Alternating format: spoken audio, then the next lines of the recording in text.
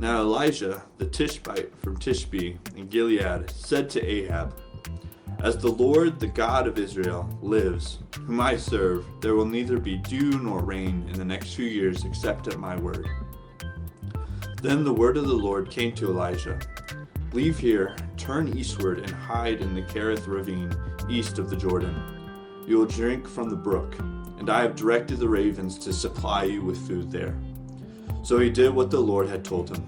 He went to the Kerith ravine east of the Jordan and stayed there. The ravens brought him bread and meat in the morning, and bread and meat in the evening, and he drank from the brook. Sometime later, the brook dried up, because there had been no rain in the land. Then the word of the Lord came to him, "Go at once to Zarephath, in the region of Sidon, and stay there. I have directed a widow there to supply you with food."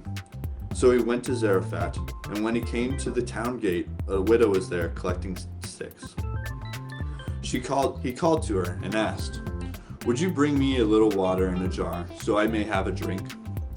As she was going to get it, he called, "And bring me, please, a piece of bread." "As surely as the Lord your God lives," she replied, "I don't have any bread, only a handful of flour in a jar, and a little olive oil in a jug. I am gathering a few sticks to take home and make a meal for myself and my son, that we may eat it and die." Elisha said to her, "Don't be afraid. Go home and do as you have said. But first make a small loaf of bread for me, from what you have, and bring it to me. And then make something for yourself and your son. For this is what the Lord, the God of Israel, says: The jar of flour will not be used up, and the jug of oil will not run dry until the day of the Lord sends rain on the land."